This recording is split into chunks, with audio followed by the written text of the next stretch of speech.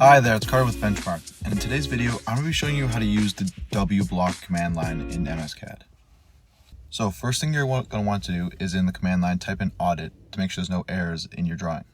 When you do that, it'll ask if it can fix any errors that are detected. I'm going to select yes. And then I'm going to use the command WBLOCK. It'll come with this screen here. And there's a little button right next to select entities so I can use to just select all of the objects I want to use. And then select all my objects, and I'm going to give the file a name. I'm just going to use testing1 for this one.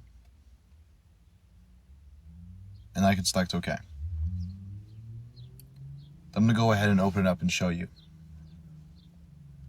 As you can see, the only thing that's in this file is the stuff I selected earlier.